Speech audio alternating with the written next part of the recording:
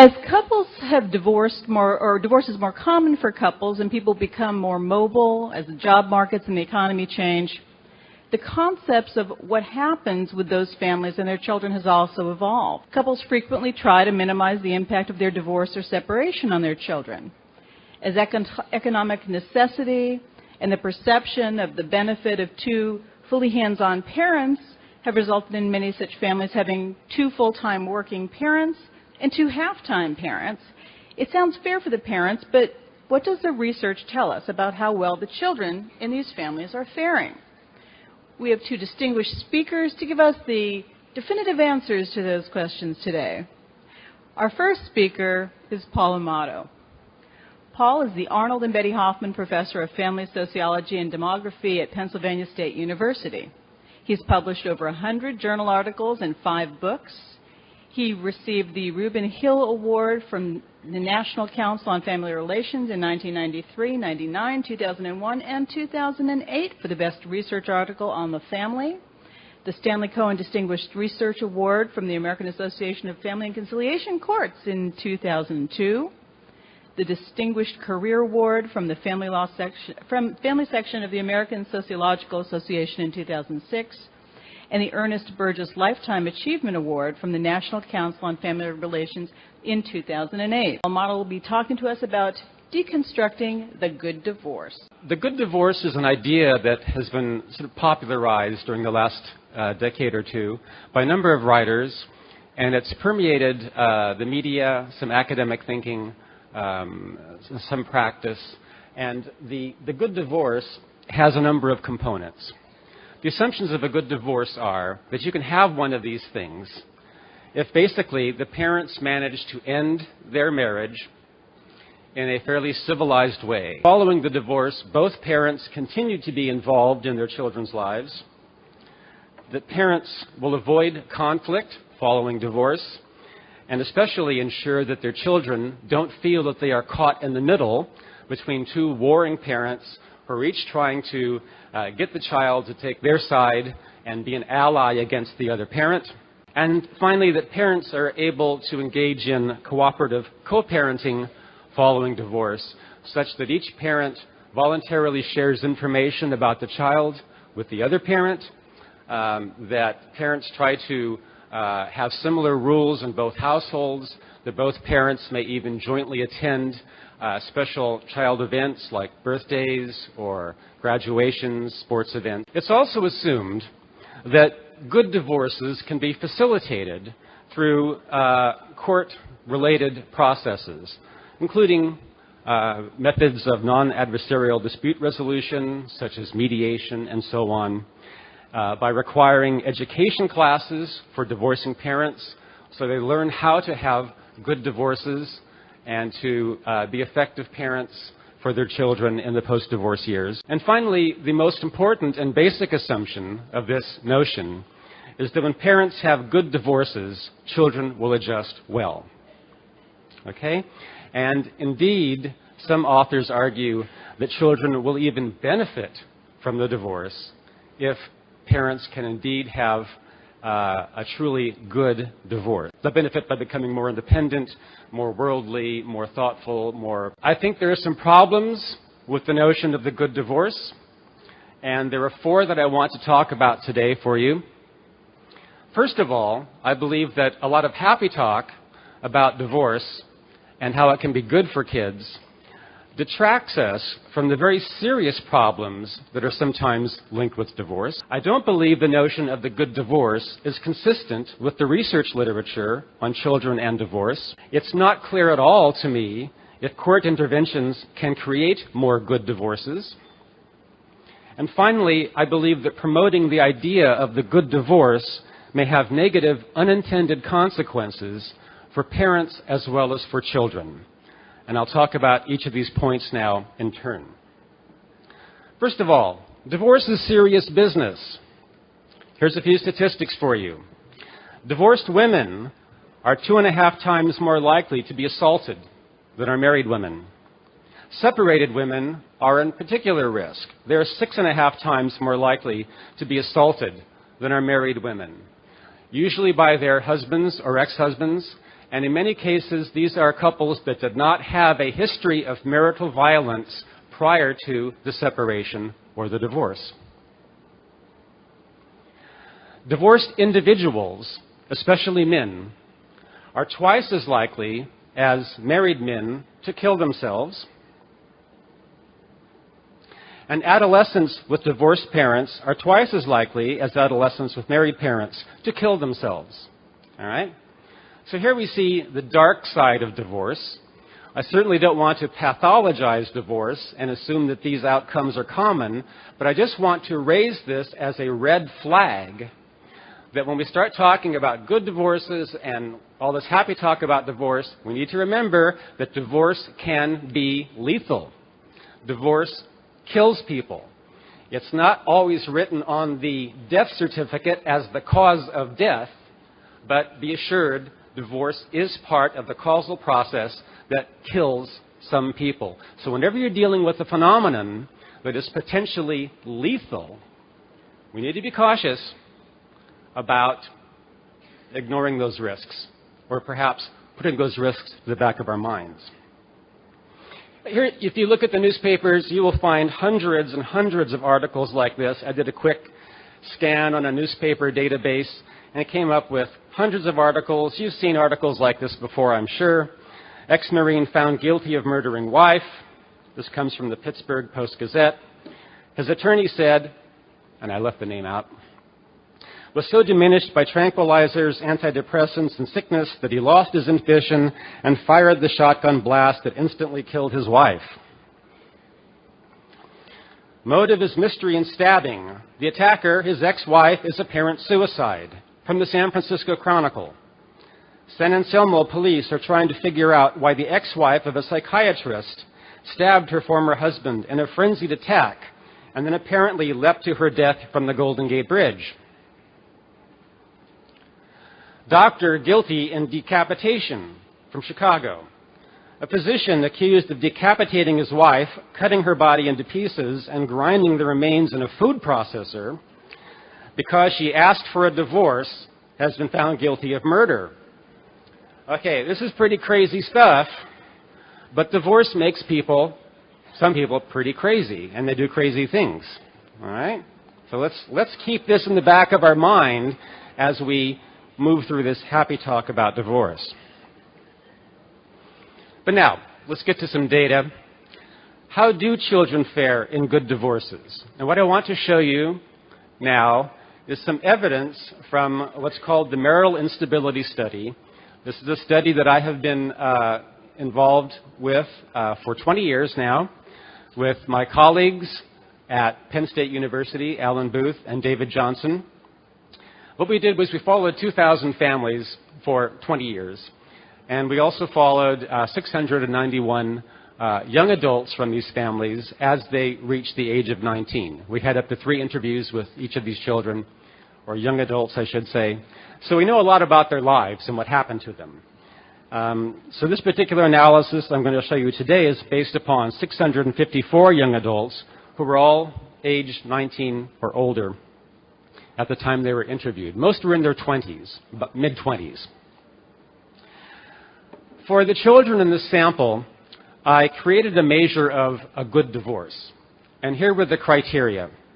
First of all, the children had to report that they never observed any conflict between their parents at any time over payments of child support, custody arrangements, frequency of access, and how the child was raised. These were 4 separate questions, and people had to answer, no, I never saw any conflict between my parents across any of those 4 different domains, okay? And secondly, the child had to see the non-resident parent at least once per month following the divorce. So here we have situations in which children were able to maintain at least relatively frequent contact with both parents, and there was no conflict between the parents. Sounds like a pretty good kind of divorce. Now here are the group sizes. We have 31 young adults who experienced a good divorce by these criteria. We have 79 who experienced what I would call a typical divorce, that is one that did not meet these criteria. And then finally, we're going to compare them with 544 children who did not experience a divorce during this 20-year period. Now, I'm going to show you a series of outcomes for these children, which indicate to you how well these three different groups of young people, young adults, are doing based upon which group they came from. Now, the first outcome is a measure of psychological well-being. And psychological well-being in our study is a composite of 4 different indicators. The first is the child's self-esteem. The second is a checklist of psychiatric problems that children may be experiencing. We also looked at children's general satisfaction with a whole range of different domains of their life. And finally, children gave us an overall rating of how happy they are with their lives. And we put all these 4 together to create an overall summary measure of how well these children were functioning psychologically in early adulthood, and mostly in their 20s. Now, here we have children. I should say how this is set up. The 0 is the mean for the entire sample. That's just the average score. Okay? You can see that children who did not experience divorce scored above average. Children who had good divorces are kind of right on the line. They're pretty much average in terms of their psychological well-being. And kids who had the more typical divorces, the divorces that weren't good by these criteria, were actually way down here, which is actually a big jump. For those of you who know what I'm talking about, these are standard deviation units, so you can interpret these as effect sizes, and that's quite a large difference. The asterisk indicates that this group was significantly different from the group of children whose parents were continuously married. Now, if you look at this particular slide, it appears to provide support for the idea of a good divorce, right? It looks like children who had good divorces were functioning reasonably well, at least average, whereas kids who had other kinds of divorces, what I call typical divorces, were way down in terms of how they were functioning psychologically. So we see with this particular outcome some support for the idea of the good divorce, that in fact may benefit children. But let's go on.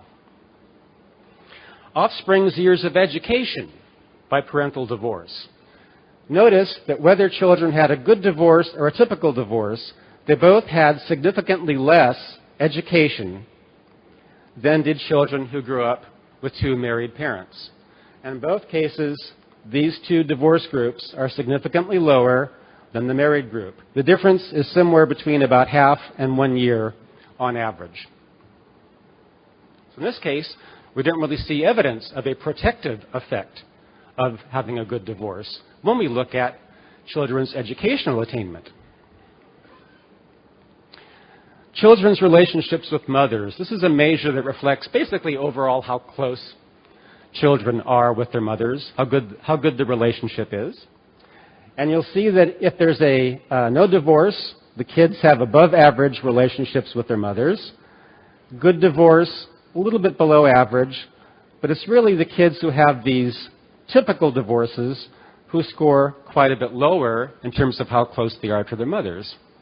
Again, one could interpret this as support for the idea that good divorces protect children, at least with respect to how close they are to their parents, or their mothers, I should say, following divorce.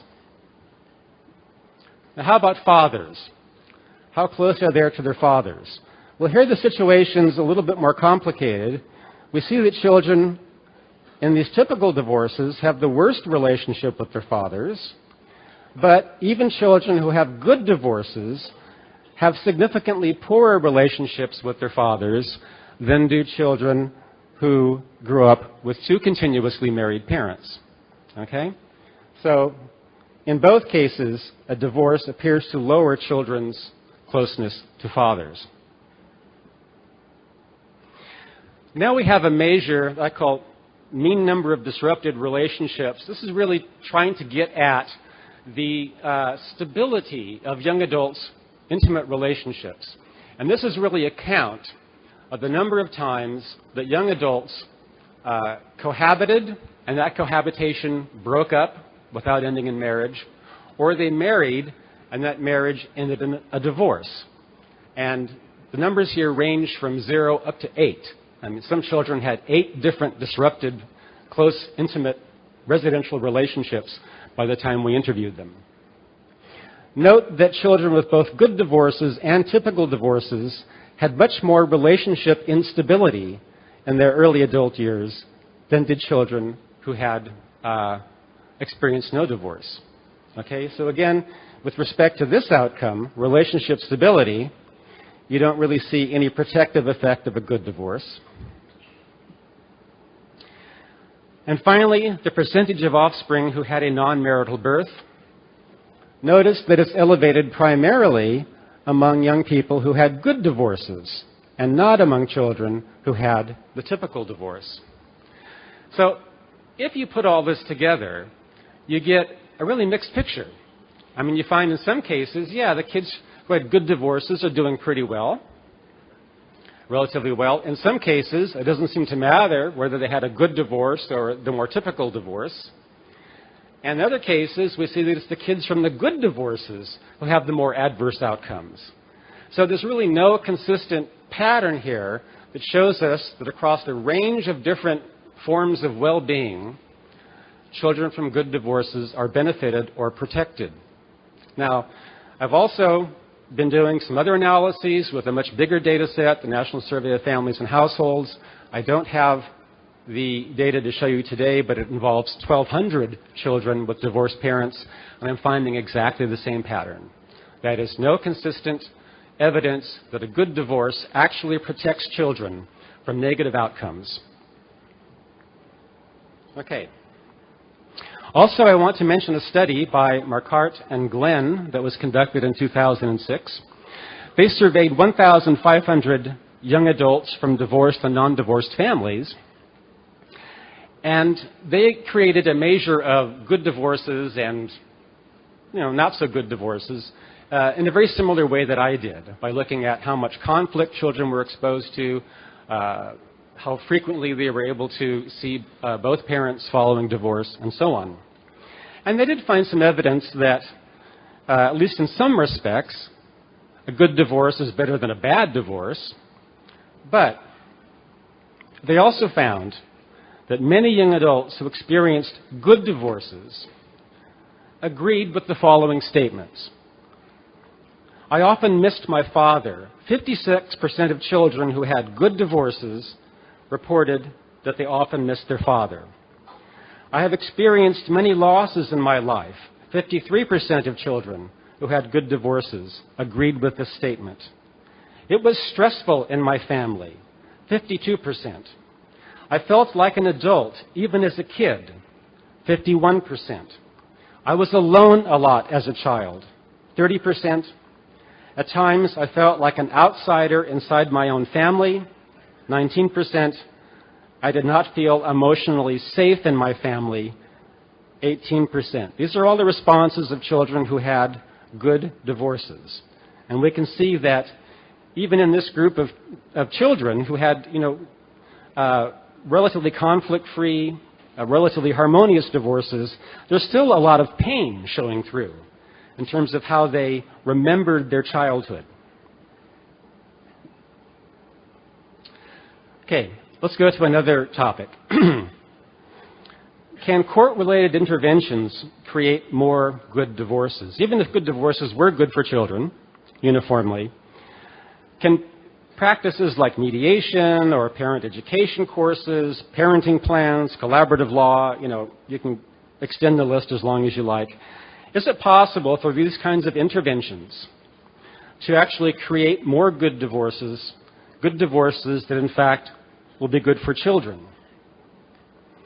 Well, I've been looking at this literature pretty carefully in the last few months, and my conclusion is, after reading lots of studies, maybe. But there is really little to no scientific evidence that these interventions actually benefit children. We do know, take mediation for an example, that there are some positive outcomes. Couples who are able to mediate their disputes, are less likely to litigate. It saves them money, saves the court money. We know that couples who go through mediation seem to have less conflicted post-divorce relationships, but there's no evidence that mediation actually benefits children, as far as I can find in the literature. Why is this? Well, it just might be that some of the key factors that really determine how well children adjust to divorce are simply beyond the reach of any kind of intervention that we can yet imagine. And I want to show you an example that comes from genetic research. Divorce researchers in the last few years have just been getting into looking at the role that specific genes might play in affecting how children react to divorce. Here's the result of one recent study. Came out last year. Most genes in the human body are pretty much the same from person to person, but there's a small number of genes, about 1% in the human body, that take different forms from person to person. These are called alleles. The different versions are called alleles, or sometimes,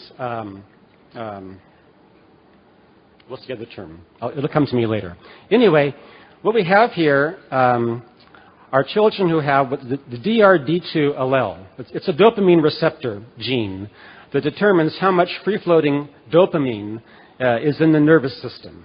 And we know that dopamine, high levels of dopamine, are associated with feelings of calmness, well-being, satisfaction, and so on. A deficit of dopamine seems to create the opposite sort of feelings.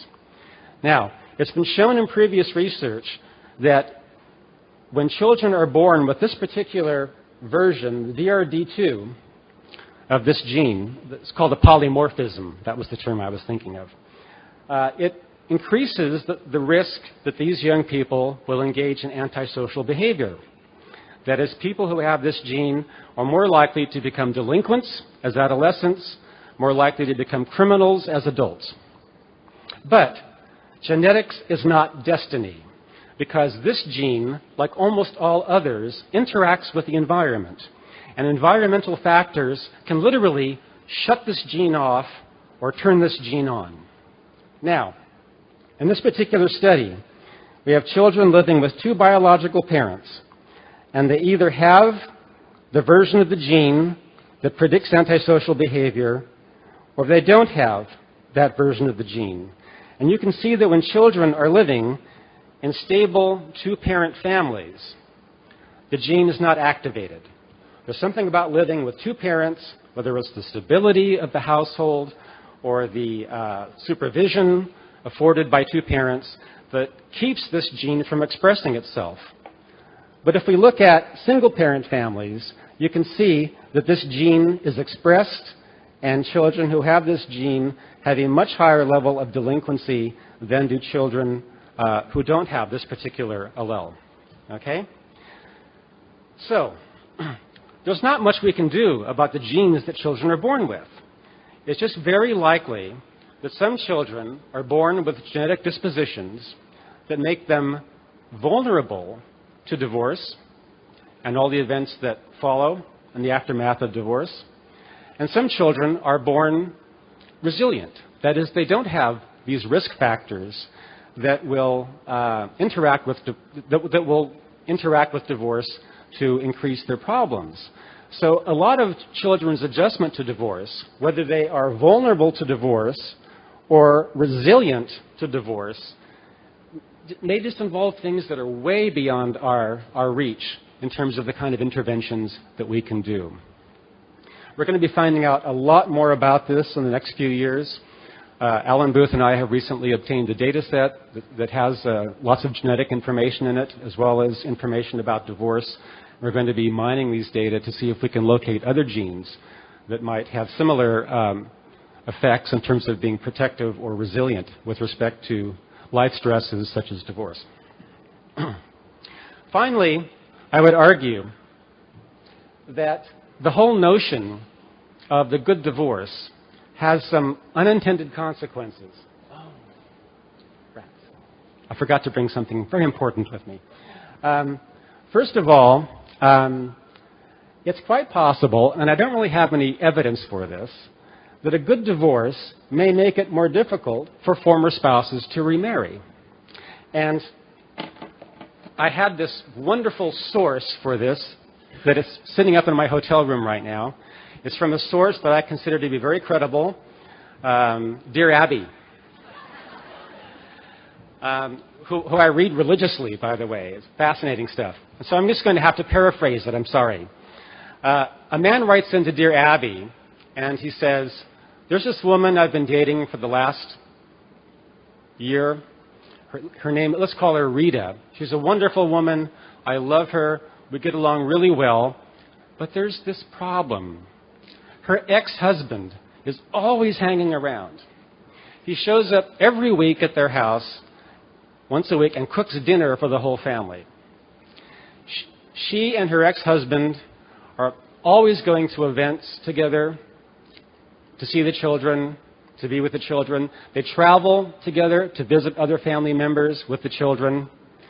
And the point is she over this guy or what? Because, I really like her, but I just don't want the ex-husband hanging around all the time.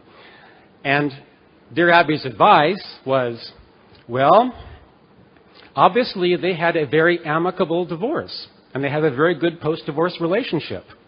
And the father is highly involved with the kids, and the mother and father get along well despite the divorce. This can be a good thing or a bad thing, depending upon your point of view. Basically, if you marry this woman, you're going to get a package deal. You're going to get her and her kids, and you're going to get her ex-husband too. So the question is, can you handle that or not?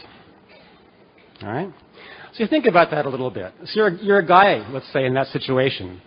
You might be perfectly willing to marry a divorcee who you're in love with. You're very happy to accept her children from a previous marriage into your family. Do you really want to have the ex-husband become a member of your family too?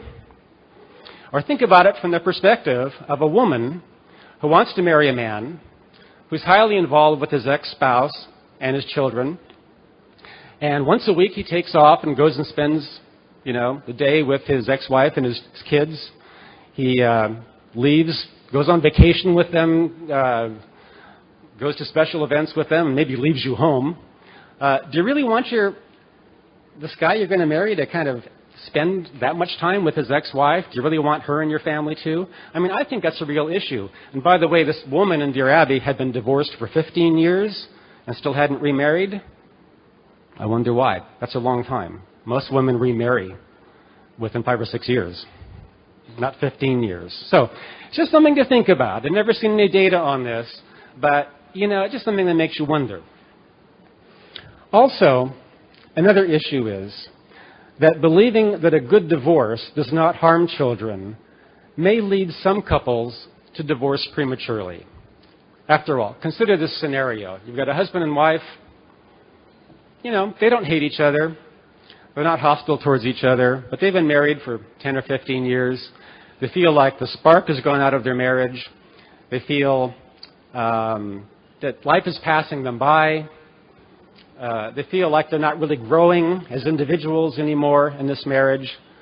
So they sit down together and say, I think we'd be happier if we divorced and went our own separate ways. But we can do this in a civilized way, and, we can still, have a relationship afterwards and be good parents to the kids, And they say, okay, that's great. Let's do that. Let's go tell the kids. I'm sure they'll be thrilled, There's a lot of couples like that, by the way. I'm not making that example up. In fact, about half of couples who divorce these days, our research has shown, have no history of conflict, no history of marital violence, do not hate their spouses, in fact, like their spouses, in many cases say they still love their spouses, frequently do things together as a family, and they divorce for what I would call sort of existential, personal growth, new age kind of ideas, And these are probably the couples most likely to have good divorces, because they had actually pretty good marriages. But this is not good for the kids. The kids hate this. If they see their parents fighting and screaming and hitting each other and being belligerent, and this goes on and on and on, man, when the divorce ends, the kids are usually happy. This is what I might call, this might be a good divorce, right? When it removes children from a toxic, aversive, harmful environment. That's probably a good divorce in my way of seeing it. Okay, anyway, just to summarize. First, I think the notion of good divorces detracts from the serious problems that can arise in at least a small fraction of divorces. Children do not necessarily benefit from good divorces. Courts are limited in their ability to create more good divorces, and the belief in good divorces may involve risks for parents as well as for children. So what should we do? Should we just throw up our hands in despair? Well, I don't think so. I think we should keep focusing on what we're doing, keep focusing on non-adversarial dispute resolution. I think we should keep parenting courses in places, but what we really need is a lot more research to find out what is it about these programs that might work and what is it that doesn't work. Right now, we don't have a clue. We're really just kind of shooting in the dark. So we need a lot more research. And I know that means it's incumbent upon people like myself and other researchers, perhaps in this organization, to start doing the necessary research to kind of tease all this out. But I do think we really need to get rid of this idea of good divorces and that they're good for kids. I think this holds us back a little bit. I think it's misleading. I think it's potentially harmful. And, you know, let's just face it, divorce is a mess, all right? Divorce is just a mess. Our job is damage control, all right? We can't create good divorces. We're just trying to protect children from the worst possible fallout of divorce. And then we can do that.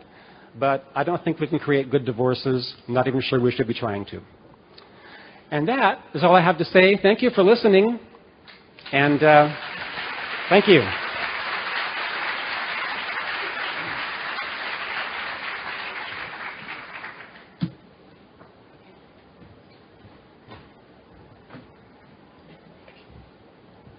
Well, while we're switching computers here for a second, I had a quick question, since we're going to try to take questions at the end so that both presenters can have the opportunity to present their full piece. Let me ask Dr. Amato, you seem to have a pretty good data set for the children whose parents never divorced. And the thing that occurred to me was, did you have the opportunity to compare the children whose parents went through good divorce to children whose parents continued in bad marriages as opposed to what you defined as good marriages? Not in this particular analysis, but I can tell you from earlier work that the effects of divorce on children are unpredictable, right? But the effects of parental discord, especially if it's chronic, it's extreme, it's aversive, and it's unresolved, is almost always harmful for children. So the kids in two-parent families who wind up spending 18 years of their lives in these dysfunctional married couple households don't do very well at all either. In fact, in many ways, they're the most disturbed children of the whole lot, of all the groups. I'm sorry, you can't hear me? Maybe I should use this microphone. Sorry, better? Okay. Yes, we've done a lot of work on this. There are some children in our sample who spent their entire 18 years growing up with two continuously married parents who had really crappy relationships, right? Who fought constantly. I mean, every time we interviewed these parents, they were fighting about something. The fighting was intense. Violence was not uncommon. And the parents really didn't like each other very much. They were hostile and critical of each other. And this is a really toxic environment for children to grow up in. In fact, in a lot of ways, these kids were the most disturbed of all when they reached adulthood. Divorce is somewhat unpredictable. Some children seem to adjust to divorce very readily for reasons we don't entirely understand. I mean, look at Barack Obama, for God's sake, right? His parents were divorced twice. His mother was divorced twice. He's doing pretty well, right? Doing pretty well. Becoming president is not bad. And other kids just seem to be extremely vulnerable to divorce. We don't really know why. The effects of divorce are very unpredictable, but the effects of chronic, unresolved, hostile conflict between parents almost always seems to be bad. So in many ways, that's the worst possible situation for kids to be in. Jennifer McIntosh is a clinical and developmental psychologist, therapist, and researcher. She is the founding director of Family Transitions, a Melbourne-based center devoted to the study and treatment of family trauma with a focus on child protection matters and high-conflict divorce. Jennifer is also an adjunct associate professor at La Trobe University School of Public Health and has over 40 research-based publications to date with 2 books in the making. Tell us about deconstructing shared parenting is Jennifer McIntosh. So, following that tour de force, my job is to consider the literature on shared parenting post-divorce. Does shared parenting safeguard children's developmental outcomes? Does it contribute to the collateral damage of divorce? So you're doubtless aware that the shared care era has ushered in an emotive and polarising level of debate in family law circles around the world, between parents, between lawyers, between judges, in the press, and between academics. The Family Court Review has documented several rounds of heated debate about overnight care between notables such as Kelly and Lamb, Warshak, Solomon, Beringen, and tempered later by Klein Pruitt. While there are important consistencies in the research literature, finding them is like an archaeological dig, sifting through layers to get to the quality literature and noting the damage that's been done by cherry pickers who were there before you. In Australia, cherry picking of the shared parenting literature is something of an extreme sport. It's played by rival lobby groups and legal representatives as they selectively pluck research evidence congruent with their own values, causes and cases, isolating findings, lumping together data irrespective of the methods or the research tools that were used, or the sampling, at times irrespective of basic definitions like what constitutes shared parenting and what on earth do we mean by the question, does shared parenting work? Smythe has likened the interpretation of shared care research to responding to a Rorschach inkblot, and I agree. It can provoke an unconscious desire to find what the lobbyist needs to see. Janet Johnston wisely tells us not to be surprised about all this. She writes, family court matters constitute an emotional and an ideological cauldron where the most private and personal conflicts are seething and where very public and political struggles take place. And so it should be no surprise that when social science knowledge is brought into this arena to shed light on what to do about a problem, there is steadfast pressure to subject and subvert it to advocacy ends. My own research attracts the wrath of mothers and fathers alike, depending on which pieces clash with their purpose. A lawyer recently told me with some pride, and I quote, "Congratulations, Professor, on all this shared care research you've been doing. I love it. I know exactly how to cite it when I represent Mum and which bits to leave out when I'm representing Dad." If advocates support fathers' rights, they ignore the work of Amato and Gilbreth, sorry Paul, and particularly ignore Solomon and George, and they extract the bits of Kelly and Lamb and Bauserman that suit their mission. If they champion mothers' rights, they forget to mention Warshak, Kelly or Lamb. And so sometimes I wonder if there was a children's lobby group, who would they cite? So amongst all of that heat, I want to make a sensible beginning and first have a look at rates of shared parenting, a snapshot of the literature. Then I want to move off old ground onto some new data and some questions for the future. Now, rates of shared parenting, remember we're talking equal or near equal parenting, have roughly doubled in many countries around the world in the last decade, and they look a bit like this. So why is shared care on the rise? Smythe and Maloney tell us that the growth is supported by several mutually reinforcing socio-legal factors. the changing nature of men and women's workforce participation, psychosocial needs for work and family balance. Amato, Myers and Emery tell us it's about the changing social definition of the appropriate role of fathers, both in post-divorce parenting but also in childcare during marriage. Economic motivators are also emerging. In states like Wisconsin, anyone here from Wisconsin? Turning away for a minute from the general population to the group near and dear to us at AFCC. What is happening with high conflict populations and shared parenting?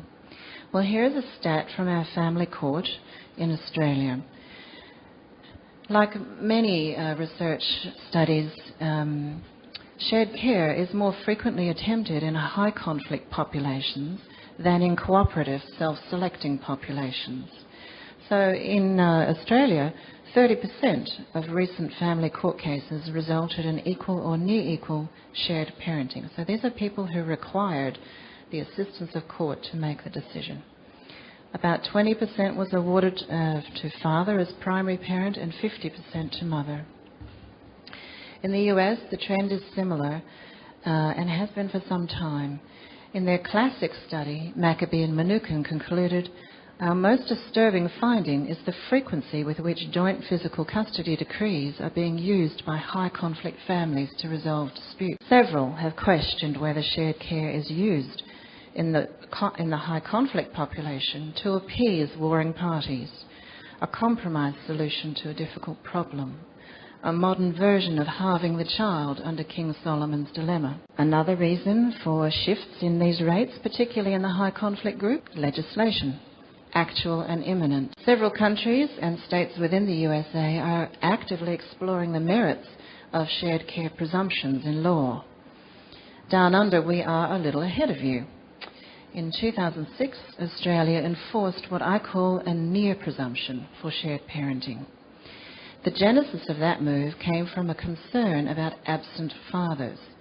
As Smythe writes, in a somewhat curious juxtaposition of ideas, equal time parenting was first given formal policy prominence in the context of a concern about fatherlessness by the then Prime Minister.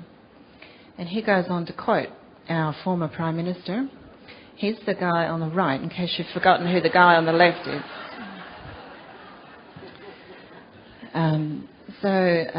John Howard, our former Prime Minister, said, and I quote, far too many young boys are growing up without proper male role models. They are not infrequently in the overwhelming care and custody of their mothers. Isn't that incredible language? I will be asking the committee to investigate whether there should be a presumption that children will spend equal time with each parent, and if so, in what circumstances a presumption could be rebutted. Now, the need to intervene with the widespread problem of father absence is absolutely clear, but the logic of doing that by encouraging equal shared time is not so clear, and that logic is under review by our new government. Joining the dots of the reliable literature, Smythe tells us that any policy response to paternal disengagement needs to be as multi-layered and as multi-pronged as the phenomenon itself. However, back to my story about what happened down under. Our former Parliament considered whether there should be a legal presumption in favour of children spending equal time with each parent, and it decided not quite, but almost.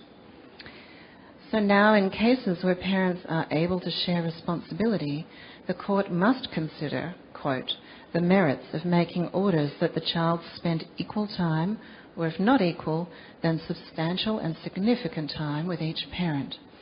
And outside of court, all lawyers, mediators and mental health professionals must advise parents that they could consider a shared parenting plan with 4 provisos.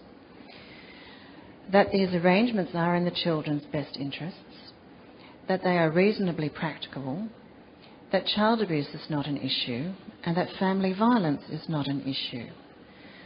Now, I don't have a problem with the heart of the legislation. I think its heart is in the right place. I do have a problem with the way those provisos are interpreted, and I have a problem with the assumptions that underlie this sort of legislation. Let's look at some of these assumptions, and then we'll test them out against the literature. So this kind of legislation assumes that shared parenting in the majority of divorcing families, particularly those who require legislative guidance, is possible and sustainable, will prevent father absence, will promote real-life relationships, will enhance parental cooperation, will assist conflict management, and is best for children. So what does the research say? Okay, well, I want to start at the easy end. When does shared parenting last? Well, primary parenting remains by far the most stable form of living arrangement post-divorce. But when parents do share the care, researchers have noticed that the following are important to entering and staying on that pathway. I hope you can all read this long list of 18 factors. So things like low premarital conflict, adequate housing, workplace flexibility, motivation to make it work, tribal support, good mental health, good planning, communication, etc. And I'm sort of wondering how many of your clients look like that. So to enter and sustain shared parenting, you need to meet most of these 18 criteria. Shared parenting is increasingly thought of as a contemporary solution to preserving parent-child relationships post-divorce. It allows parents to experience the gratifications and rewards of real-time parenting. It eliminates stresses of sole parenting and supports fathers who seek a different level of involvement with their children that may in fact be more gratifying than that which they experience during the marriage. In a modern age, work-life balance and career prospects are enhanced, particularly for women in shared arrangements. Researchers find consistently higher rates of satisfaction with shared living arrangements by fathers. Mothers, as I'll show you, in flexible, self-selected shared arrangements are not far behind. So the data on what happy parents in shared care think is pretty glowing. Smythe and Rogers indeed concluded the main beneficiaries of shared care appeared not to be the children but the parents. So does it work? Meaning, is it good for children? Well, time is short. You are an informed audience, and I want to begin with just accepting that children benefit if they can maintain good quality relationships with both parents after divorce. Care help children's outcomes? Well, some like Bauserman tell us yes. Bauserman concludes from a meta-analytic study that children in joint custody, quote, were better adjusted than children in sole custody settings, but no different from those in intact family. I mentioned this study because it, like many, is a trap for young players. For those trying to make head or tail of the shared care literature, Smythe and Walcott tell us to be careful. There are some major methodological stumbling blocks with these sorts of reviews. For example, in this one, 2/3 of the studies are non-reviewed student theses, most of which don't control for important factors like socioeconomic status, and rolled up together in this conclusion is joint custody and joint physical custody. Other research tells us that regular sharing of children's overnight care between parents fosters closer and more enduring parent-child relationships, allowing a child to maintain positive and reality-based relationships with both parents that run less risk of depleted emotional availability that is associated with sole parenting. Some support the view that young children's attachments to their parents, particularly to their fathers, are fostered by frequency of contact within shared schedules. My own data indicate that children who sustain more father contact over time began with more father contact and began with more emotionally available relationships. So our findings suggest that quality of the father-child relationship creates and preserves contact instead of the other way around. The mother-child relationship proved to be different, but I will talk more about that in a minute. Developmental arguments against shared parenting surround the disruptive nature of the lifestyle for children and the disorganising potential of the lifestyle for infant attachment. As Klein Pruitt tells us, shared care adds increased challenge and risks at a time when social and emotional development are reliant on predictable, stable, responsive care. The meta-analytic commentaries on children's outcomes do agree, thank goodness, on this. Parenting, relationship qualities, and psychosocial resources are more important than the sheer structure of the arrangement. Smythe, as usual, says it in plain English.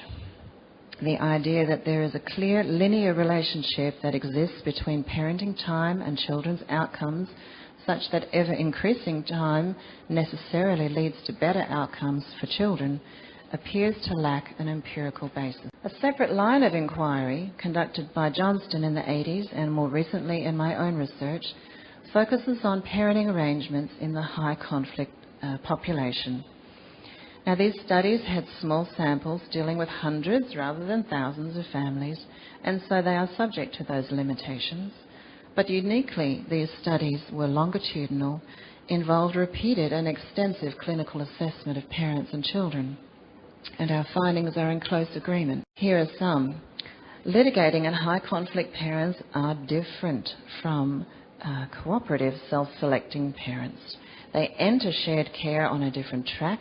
They stay on that track by different means, and they have different outcomes. Parents in this population frequently experience elevated stress and anxiety through concern about their children's well-being in the care of the other parent. Continuing abuse of power by coercive and controlling ex-spouses can be amplified in shared arrangement. Children in conflicted shared parenting are exposed to higher levels of conflict between their parents, of the type that embroils them in or uses them in the expression of conflict between parents. Children are frequently distressed by this form of living arrangement, and there is elevated risk of poor mental health outcomes for these children. But I note in our legislation that there are no developmental guidelines or qualifiers, and the literature that exists around this topic is horrifically distorted by lobby groups as they search for a gendered rather than a developmental truth. For example, Kellyanne Lamb's call for frequency of contact for preschoolers is an oft-cited reference in Australia, used to justify things like ceasing breastfeeding or young children travelling extraordinary distances every week by plane and car to achieve the gold standard of frequent short periods of time with each parent. The drive to articulate developmental truths requires a different type of research to that typically done in this arena. It requires carefully refined observations over time to help us better see the developmental detail that might lie in the larger picture. I want to talk now about some current research that's being done to try to draw some of these distinctions. Now, this is what mums think. This is their satisfaction with their care arrangement. So we have primary parenting on the far left, and we just have a simple scale here that says, look, how satisfied are you with your current arrangement? So primary parenting mums and flexible shared care mums are reasonably happy with the arrangement 4 years after it's been in place. Rigid shared care mums are very unhappy, and mums where contact has been lost with the father are pretty happy. What about dads? Well, dads are happy with shared care, whether it's rigid or flexible. They're a little less happy with primary parenting, and these dads are very unhappy when contact has been lost with the mother. Now, what do you reckon the kids are going to say? Have you got a bet? Children were, 4 years later, significantly more satisfied when they were in a primary care arrangement, then followed by losing contact with a parent. Now, I hasten to add that these were quite toxic relationships. Flexible shared care and finally rigid shared care. Look how unhappy they are in that group. So, listen to Rick. He has equal shared care of 8 and 12-year-old kids. The thing is, and I get this now, and I'm ashamed to say I didn't at first, but it's about them. When I left, the thing that hurt most, killed me in fact, was not seeing them. I needed more of them. But back then they needed more of their mum, and yes, frankly, that's hard for a father not to take that personally, but hey, who's the adult here? I'm a good parent. They have 2 good parents. Anyway, patience has paid off. They live with me half the week. Pauline and I speak most days.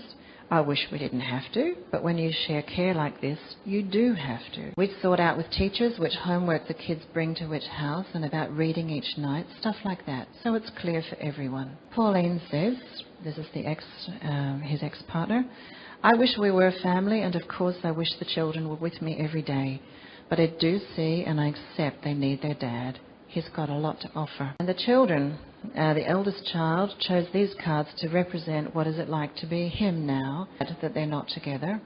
In contrast, there is a growing breed of shared care arrangements that stay in place because of the court order. Martin is one of these parents, and here's just a piece of his narrative. If I have to give her any of my time with the girls, I expect it paid back in full somewhere else and not on one of my work days. The mother complains, but there's nothing wrong with this arrangement. The girls are used to it. No, I don't take them to gymnastics on the weekend. Too right. I'm not giving up my time with them to pursue their mother's dreams. She complains that the girls never call her during my week. This is her problem. She needs to accept they never ask to call. Brenda said, I'm on edge. We live with it, and in my week we try to relax. The girls and I are quite scared, yes, too scared to go back to court. He charmed the judge, made me look like one of those mums who's trying to cut the father out. So I want to just quickly make some comment on two areas then to conclude. What did we find about the connection over 4 years between time spent with a parent and parent-child relationships? Well, amount, stability, duration, flexibility, all of the things we could look at about overnight time with father did not predict better parent-child relationships as reported by father or the child. Fathers who began with better relationships were those who went on to sustain flexible shared care arrangement. Greater amount of time with mother and stability of care predicted a more available mother-child relationship as reported by mother and child. These findings don't support theses that argue for an independent and linear relationship between greater time and better father-child relationship. The data remind me of what Mary Ainsworth found 50 years ago in her Uganda study. She wrote, one can only assume that there was some special quality in the father's interaction with his child, whether of tenderness or of intense delight, which evolved in turn a strength of attachment disproportionate to the frequency of his interaction with the child. Turning finally to children's mental health outcomes over 4 years, what did we find? Mothers and fathers independently rated the STQ, and here are the subscales. Like Trinder, we have not found any connection between the amount of time that children spend with parents and global mental health outcome. Regardless of whether the arrangement was rigid or flexible, children in sustained shared care had elevated hyperactivity levels. Are there elements of shared parenting arrangements that over time impact children's growing self-regulatory function? What aspects of these arrangements might undermine the emotional and cognitive equipment involved in sustaining focus? Is it the sheer pragmatic difficulty of carting schoolwork to and fro? Or does a child's lack of focus reflect a deeper and cumulative discontinuity in parents' focus? Is being held in mind half the time by each parent different from being held in mind most of the time by one? In summary, as I see it, the link between shared parenting and better outcomes for children post-divorce remains stronger at the ideological than at the empirical level. We don't yet have sufficient research to support a legislative presumption for any type of parenting arrangement post-divorce, and frankly, I hope we never do. The definitive papers are some way off, and those papers will draw on prospective longitudinal data with depth. The future research will put cognitive and emotional development from infancy through to adolescence under the microscope. Future research will distinguish a typology of shared parenting from parents who do it themselves with reasonable goodwill, building an integrated vision about their children's needs, through to parents whose psychological equipment for shared care is shaky, as you see, but amenable to support, through to parents who never had and never will develop the necessary equipment. Good research will articulate for us the child's experience of support, security and stress across various shared parenting dynamics. There is room for each of us in all of our roles to more carefully consider the developmental consequences of fitting the child to the clock instead of the clock to the child. Gottman's identified a number. Well, the question is, do the factors that Gottman has identified in studying marital dysfunction account for some of the differences in the children? Oh, is it the factors that led to the divorce, such as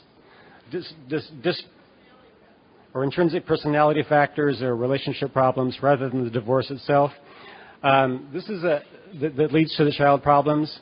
This is a perennial problem that a lot of people have been looking at for, especially during the last decade, and the answer seems to be a bit of both. That is that some of the problems that you see in children following divorce were actually present before the divorce, and they're probably linked to things like conflict in the relationship, personality problems or psychological problems among the parents, poor conflict resolution skills, and so on. But then once a divorce occurs, it appears to make things even worse. So divorce appears to have an independent effect that goes above and beyond the effect of pre-divorce factors in lowering children's well-being.